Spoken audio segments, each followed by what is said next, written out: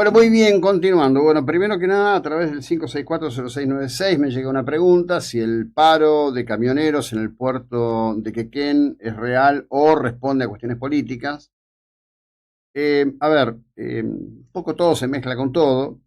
Eh, es casi habitual que para esta época los camioneros hagan un planteo en relación de la tarifa, por lo menos el sector de camioneros que está vinculado a este tipo de esquema, ¿sí? Digamos, transporte de granos, todo ese tema. En Bahía Blanca, o por lo menos los que operan sobre el puerto de Bahía Blanca, ya arreglaron, resolvieron el problema. Lo de Quequén está todavía pendiente. Seguramente la caída de la medida en el puerto de Bahía Blanca va a ayudar a que se corrijan estas variables. Todo el sistema de transportación pública está tensionado en nuestro país. ¿Por qué? Bueno, porque venimos de una deformación brutal de los factores de precio.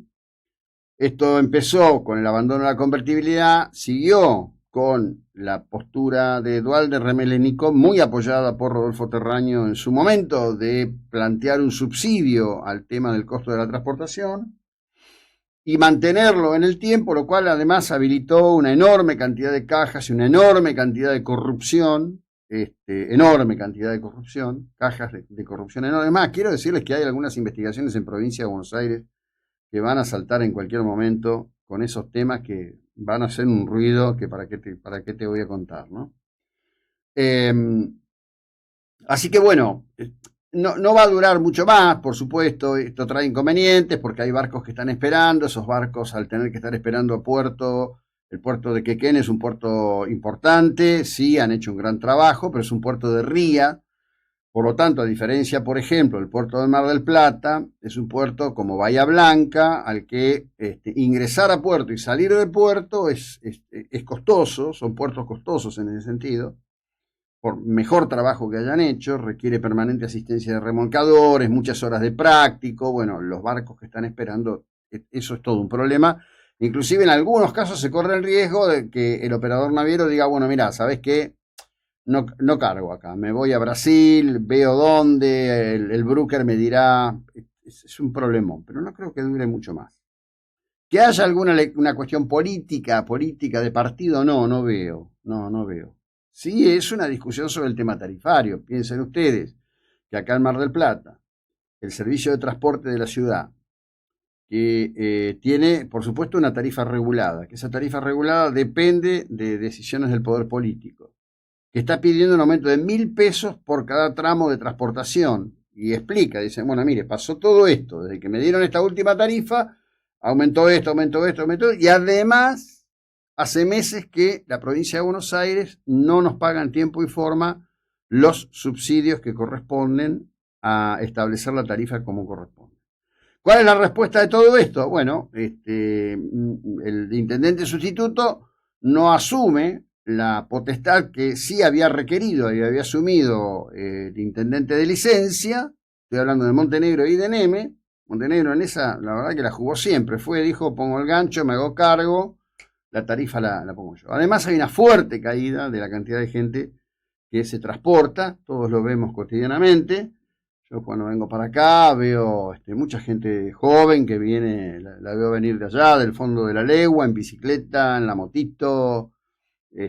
Cada vez en determinados horarios ves más mamás llevando a su chiquito en la sillita, los más sensatos, ¿no? Ayer lo vimos, no, antes de ayer. Una familia entera ahí por la entrada de la autovía, en una motito bien pedorra, para decirlo en criollo, con dos criaturas, entre mamá y papá, ¿no? Todos sin casco, por supuesto, todos sin casco. Ninguna protección. Cosas. Alguien me dirá, bueno, la necesidad, esto sí, entendés todo, pero bueno. Pero enfocándonos, o enfocándome para ustedes y en esta charla con ustedes en estos temas.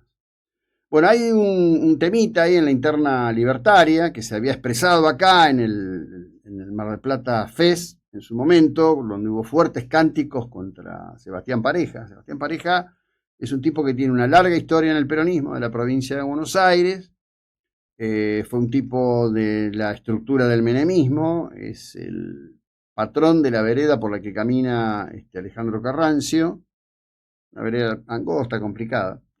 Y está ahora enfrentado con Lilia Limones y con lo que desató además una pelea con el llamado Gordo Dan. Todos haciendo barullo. Entonces, no falta el que dice, ah, no, pero qué vergüenza el gobierno. Miren, internas en la política ha habido siempre, diferencias en la política ha habido siempre.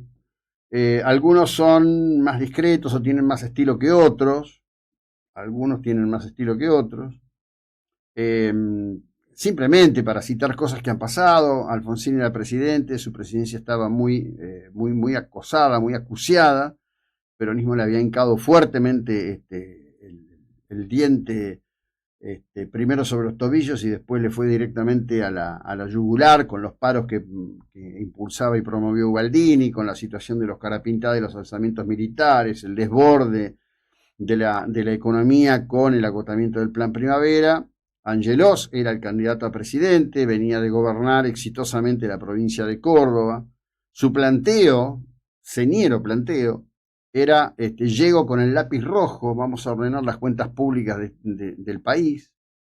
Los intentos que había hecho Alfonsín para ordenar cuestiones macroeconómicas, por ejemplo, con Rodolfo Terráneo como ministro de Obras y Servicios Públicos, planteando no la privatización de Aerolíneas Argentinas, sino una alianza con Scandinavian Airlines para que Scandinavian tomaran la acción ejecutiva gerencial de aerolíneas. Fue impedida por el peronismo en el Senado. Eduardo Menem hizo un discurso envuelto en una bandera argentina diciendo que nunca jamás iban a entregar y qué sé yo. Después se la dieron en el gobierno de su hermano Carlos por el valor simbólico de $1 a Aerolíneas Argentinas a Iberia para que la desguazara, la robara, el desastre que hicieron no tiene nombre. En esos escenarios y en esos contextos, donde el gobierno luce una natural tensión entre grupos tan distintos que se coligaron en torno de la figura de Javier Gerardo Milei, bueno, hay batallas políticas que están a la vista y, bueno, en este caso hay una denuncia penal que hace Sebastián Pareja. Habrá que ver qué es lo que pasa con eso, probablemente se pierda el nada. Revivió muy fuerte todo el tema Tapia Tobillino, que había quedado sepultado detrás de la cuestión de Adorni, en donde se siguen reuniendo pruebas, pidiendo casos, cuánto costó el pulido del parqué, si el departamento valía o no valía. Una de la señora de inmobiliaria dice, no, bueno, en realidad se podría haber vendido en $345.000, pero bueno, no se vendió en esa plata. Entonces un dicho de algo que se opina, que se dice, se transforma en otra cosa. Puede ser que vos tengas una tasación y quieras un precio por una propiedad y de pronto no te la vende nadie, necesitas la plata y lo vendés. Nada. A ver, vuelvo a insistir, entiendo en mi lectura que Adorni no tiene méritos, que el mérito fue darse cuenta, digamos, ver una oportunidad y pegarse a Milei, ganarse la confianza de Milei, la confianza de Karina. Es básicamente un tilingo, no va a quedar registrado en ningún renglón de ningún libro de historia de la República Argentina, pero la verdad, esto es mucho gregre para decir Gregorio, todo el tiempo. Lo que sí cuenta son otras cosas que están pasando, muy fuertes, la del superávit económico ni hablar, porque ese superávit es el producto de la inversión, el trabajo, etcétera, etcétera, etcétera. Un dato muy interesante, se había publicado una información que cerraba la fábrica de galletitas Maruca, ¿puede ser Maruca? Tía Maruca. Bueno, en realidad la tía no cerró las puertas, sino que se mudó de lugar, ¿no? Ayer hubo una entrevista en la que el CEO de la empresa dio explicaciones de cuál es la situación. ¿Te pasé yo ese video? ¿Sí? Es interesante esto, porque estuvieron desde el sábado poniéndolo como un dato de la crisis económica generada por las políticas del actual gobierno. El responsable de la empresa, así como pasó con los Termos Lumilagro, explica de esta manera cuál es la situación real. Es la realidad. Cerraron, se fundieron, quebraron, se terminó la tía Maruca. ¿Cómo es la historia? Bueno, para nada. Lamentablemente, bueno, muchas versiones distintas que salieron en varios medios, como bien dijiste en tu introducción. La realidad es que no, que la marca Tía Maruca, nosotros desde Argensan la adquirimos en el 2024. justo con el cambio de gobierno, donde la Argentina tuvo que empezar sobre todo el consumo masivo, a reinventarse, por así decirlo, a ser cada vez más competitivo. Y de ese momento que nosotros, junto al fundador de la marca Tía Maruca, estamos en plena redefinición de estrategia y en plena expansión.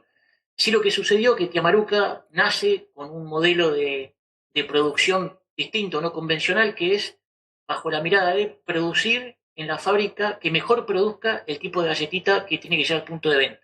Esto quiere decir que Tía Maruca no nace siendo una fábrica, sino que nace siendo una estrategia, una marca con una estrategia comercial atrás de distribución. Con el crecimiento de los años fue adquiriendo sus propias plantas, se fue especializando en alguna producción, pero siempre tuvo su modelo de lo que nosotros llamamos fazón, de hacer las galletitas en la mejor fábrica que uno como empresario cree que obtiene la mejor calidad. Por lo tanto, ahí yo creo que entra la confusión. Tía Maruca en el 2017 compra una planta emblemática en San Juan, en la provincia de San Juan, que era la planta de PepsiCo, que es una razón social que se llama Dilexis. Ahí es una planta donde se hacen las galletitas crackers, que es como un commodity dentro de las galletitas, no se hacen especialidades. Y sí, el año pasado, Argensan junto a Ripani cedimos el control de esa fábrica. Es una fábrica que requiere de mucha inversión para poder mantener la rentabilidad estable, requiere mucho capital de trabajo inmovilizado, y nosotros tomamos la decisión de desprendernos de esa fábrica para poder enfocarnos en el mundo de Tía Maruca, que es el mundo de las especialidades. Y bueno, se mudaron todas las líneas a la planta propia en Luján, y hoy Tía Maruca, te digo, Eduardo, que gracias a Dios, dentro de toda la frenada que tiene el consumo masivo, nosotros podemos decir que dentro de Tía Maruca estamos creciendo a un 20% interanual. Evidentemente, la marca sigue estando en la mente de los consumidores. Es una marca que ofrece una muy buena relación precio-calidad. Bueno, digamos, primero tenemos Luminagro, donde Mike Pichetto dice, la importación está destruyendo todo, desapareció la empresa, aparecen los tipos y dicen, no, mirá, nosotros no desaparecimos, nosotros nos reconvertimos. Es más, el otro día el CEO, con quien tengo la expectativa de en algún momento poder charlar con él con ustedes, dijo claramente, nosotros estamos incorporando gente, estamos con 200 personas empleadas hoy. Dice él estar haciendo un termo de una calidad absolutamente insuperable a un precio súper competitivo. Y ahora tenemos esto otro. Fue título, el cierre fue título, sábado, domingo y hasta ayer lunes. Es tremendo. Y vuelvo a decir algo que no me cansaré de repetir. Miren, ayer Mar del Plata, nuestra más querida Mar del Plata, ayer era una lágrima. No había gente en los cafés, no había gente en ningún lado. Llegó este periodo del año donde Mar del Plata se apaga de una manera tremenda. Nuestro día a día, el mío y el de todos ustedes en una inmensa mayoría, es complicado. Eso es claro. El contexto general cada vez es más propicio. No podemos dejar de mirar esto. Y además, hay algo que es claro. Ayer se publica una encuesta de Subán Córdoba, una consultora muy acérrimamente enfrentada con Milei y con el formato. Lo había dado a conocer Manu Jove sin nombrar. Dice, no, el consultor no lo quiere publicar porque tiene miedo del gobierno. Horas después se publicaba en Clarín. Que el 69% de la muestra que hicieron de 2.200 personas lo rechaza Milei. Lo que dejan claro, como pasó en su momento con Macri, es que el 30% ese es irreductible. El 30% es irreductible. Sabe separar su circunstancia personal del contexto general. Y ahí vamos a lo de siempre. En el 2027, cuando estemos frente a la urna, será A o B. Y no necesariamente D va a ser Axel Kicillof. Ya continuamos. ¿Conocés Credit City? Te cuento. Es un producto de AutoCity, que es lo que te